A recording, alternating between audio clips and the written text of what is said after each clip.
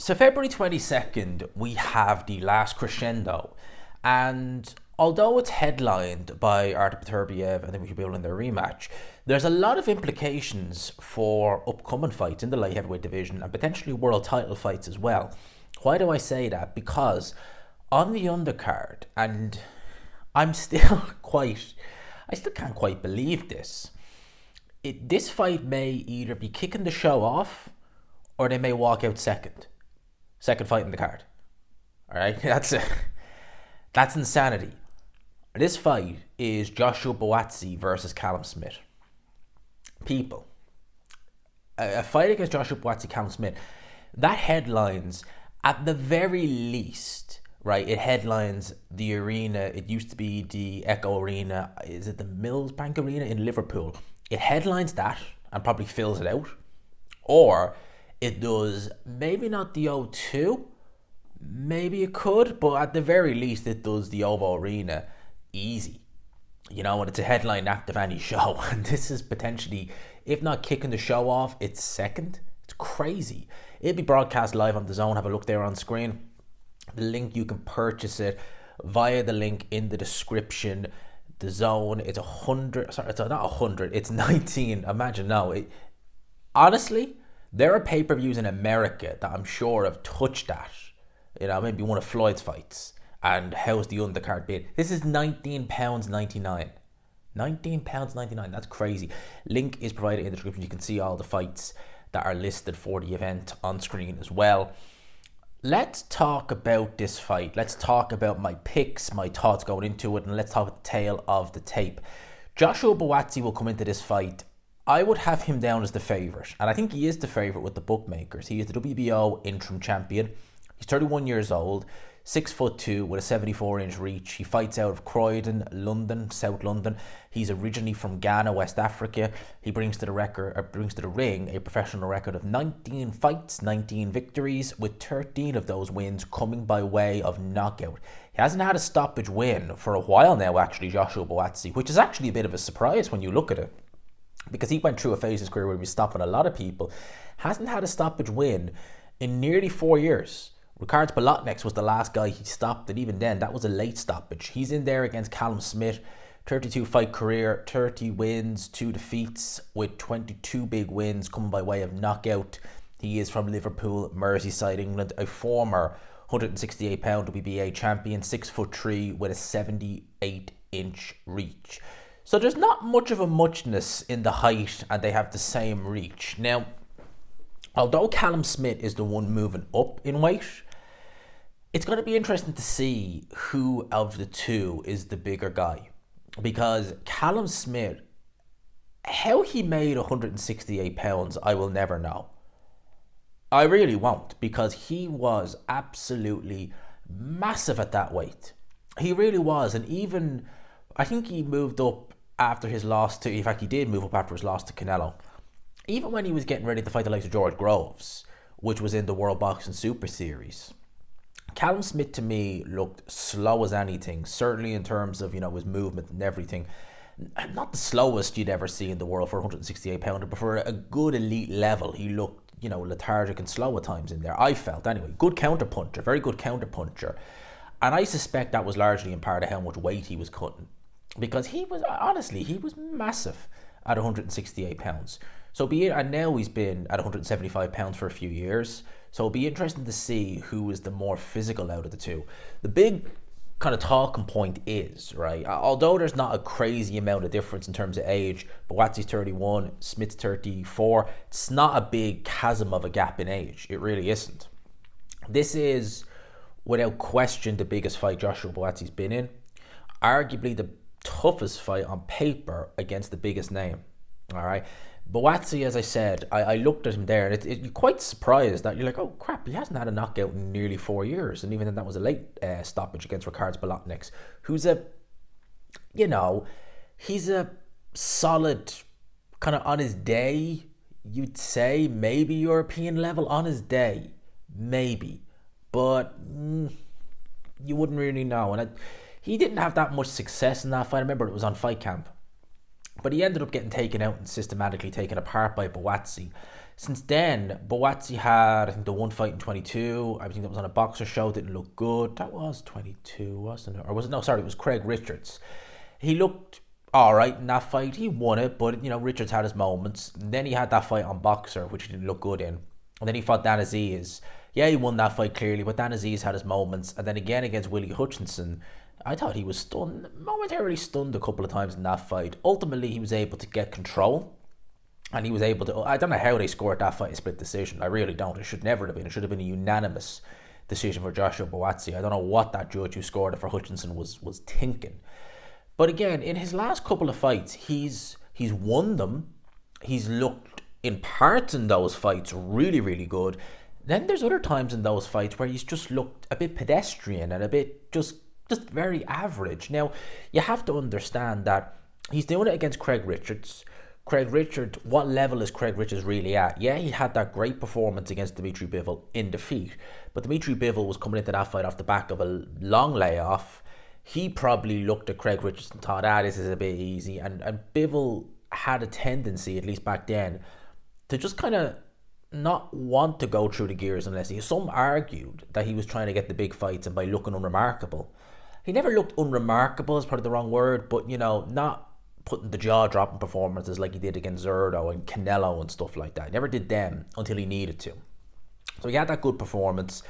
He lost to Buatsi. He was soundly beaten by Willie Hutchinson, and he gave Joshua Buatsi plenty to think about. Also, against Dan Aziz had his moments in there, as too did Willie Hutchinson. So, as I said, you're going to have a good run of form, but you haven't looked invincible. You've been fighting your contemporaries at domestic level, and you've been performing very well against them, but they've had their moments. Well, now you're going in there against Callum Smith, who in my opinion is better than all of them. I think that the question is what kind of desire does Callum Smith have left, and how much did that Beterbiev fight damage him? He had a little run out there back just before Christmas. It was an 8-rounder. It was a little nothing. I think he stopped the guy in about 4 rounds thereabouts. How much has that Beterbiev fight really damaged Callum Smith? Because it was a damaging loss. Against Canelo, he was negative. He lost every round. His arm got swelled up real bad. But he looked to me as though he was just trying to survive in that fight, that he knew, all right, I can't beat this guy. He's too fast. He's too good. Let's just see what I can do. Against Beterbiev, and I think given the fact that against Beterbiev, he'd been on a good run of form. He'd been absolutely laying guys out. Like, he had been laying them out, like he did to that guy on the undercard of Joshua Usyk, laid him out cold. Those performances, I think in Callum Smith's mind, made him believe, yeah, I can do this. I can go in there and I can do it. Within the first 15-20 seconds, you were like, oh, this ain't going to end well. You knew, because Beterbiev had him instantly backed up against the ropes, and you were like, oh, this is not going to end well for Callum Smith. He took a beating in that fight, he really did. And he got stopped by Artur Beterbiev, who, well, we know how good he is. I wonder how much damage that really took out of Callum Smith, because we won't really know until this fight. When I look at Joshua Buatsi, I see a guy who likes to impose himself on guys. I see a guy who can be open. With Joshua Buatsi, he is a good fighter. He is fast. He has punching power. He switches it up to head and body very, very well. He looks to set up, the headshots will go into the body. But when you look at him in the past, you've seen guys put him on the end of a jab and really make him think about things. He's been swelled up in fights, in the past. You've seen like a bit of swelling around the eye and stuff like that. He's had to think. And really in some of those fights when he's really taken a foothold, it's not because he's been able to just box his way in. He's had to be like, oh, okay, this is how it's going to be. Let's go forward. Let's see what I can do. And he's been able to overwhelm, get the better of these guys. In some cases, turn it into a boxing match to take it into the trenches. And he's been able to come out on top. How likely is it you be able to do that to Callum Smith? Callum Smith, the biggest puncher, I think he will have fought as a pro, certainly. One of the best counter punchers. I mean, do you remember when he knocked out Luke Blackledge? Is it Luke Blackledge, the guy's name? A British title fight. Way back in the day. I think it might have been on one of Joshua's undercards. Again, way back in the day. It might have been, 6, 7, 8 years. But he caught him coming in the 10th round. Knocked him out cold with the left hook. And that's the thing with Callum Smith. He can punch with either hand. He can punch with the right hand. He has a devastating left hook. Callum Smith, when he's really on it, he is laying these guys out. At light heavyweight, though, he can be a bit reckless at times. I mean, you've seen that. You've seen it in one of his fights. I think it was when he knocked the guy out in 4 rounds. He was engaging a lot with his chin up in the air, and he came out on top. But you're thinking, geez, you do that against some of these top light heavyweights, you could be trouble. All right, and maybe again he was in that fight thinking, look, I'm better than this guy anyway, so it's not going to make a difference. But you do it against some of these guys who are good at up close. They're going to make you pay, and they really will. I think with Callum Smith, he's going to probably want to try and look to counter Joshua Buatsi. I think Joshua Buatsi, in the past when he's looked, box at range and stuff like that, he's been, defensively he's not been incredible, but he's been in there with guys who don't hit anywhere near as hard as a Callum Smith. And I think he's been able to kind of say, okay, this isn't working, let's swap it up. I think against Callum Smith, if it's not working like that, he's going to need to change it up like that, because you don't want to be giving Callum Smith opportunities to hit you.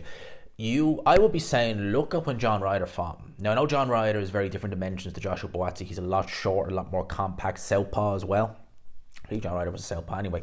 But when Callum Smith would get backed up against the ropes, which I think Joshua Buatsi can do, Callum Smith's offense when he was up against the ropes, it was uppercuts, it was hooks, powerful shots, but you were able to slip them. John Ryder was able to just slip them, just give a little bit of movement, and the shots were going harmlessly over the side. I felt John Ryder won that fight. To be honest, I really did. I felt he won that fight. But nevertheless, he wasn't hurt remotely in that fight. He was able to impose himself on Callum Smith, a much smaller man than John Ryder, right? If he can do that, I reckon Joshua Buatsi will be able to do it too. I think Buatsi's going to want to go to Callum Smith's body. I think he's going to want to try, as basically what Beterbiev did from early on, try and get Callum Smith backed up against the ropes, even if it's a case of using your jab to try and get him pushed back or try and force him back. And that's what you got to do, but you got to be extra careful. I mean, there's a chasm of a gap between Luke Blackledge, I think his name was, or Luke Blackridge or something like that, and John Ryder. John Ryder is better than he'll ever hope to be. So when he was backing Callum Smith up Luke Blackledge, it was like, okay, this is risky, there, he's out cold. With John Ryder, that didn't happen. A lot more wily, a lot more smarter, a lot more switch on, just a lot better. And I would put Buatsi in that same category. I think he'll be able to impose himself a little bit. I think he'll be able to apply the pressure. He'll switch it up to head and body. I think he'll back Callum Smith up again. The ropes. The question is, does Callum Smith have it in the tank to be able to fight back? Is his timing still there at this stage in his career? How much ambition does he have? Because a lot of people were speculating that he might retire after the Beterbiev fight. I thought that might be the end of him as well. Maybe come back for a fight, as in to go out with a win, and then that's it. Well, he's taking this fight now, and you're kind of like, oh, what's going to happen? Does he have the ambition? And you got to bear in mind, there's a world title implications on the line, which I think they'll have to wait. And then there's a Mr. Anthony Yard waiting in the background. He's fighting in a trilogy fight with Lyndon Art that we all desperately want to see. We were all asking for that. I mean, it's just like Fury versus Chisora 4. We can't wait to see that fight. Oh, yeah.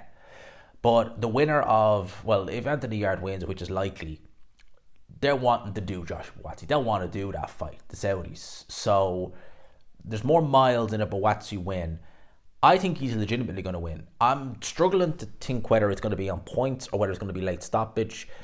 I'm not going to say what I did. I did a little bit of something for someone, and I was picking Buatsi, and my opinion hasn't changed. Hasn't changed at all. I'm just thinking, will Buatsi stop him? And I think there's a chance he might. Even though I was shocked reading that you forget that it's been nearly 4 years since he's had a stoppage, but I think this might be the first one. I think it will. If it's a late stoppage, it's going to be a stoppage, it's going to be a late stoppage for Buatsi, or a fairly comprehensive point win, with some rounds there for Callum Smith chucked in for good measure, definitely. But that's my pick, Joshua Buatsi to win, late stoppage or on points.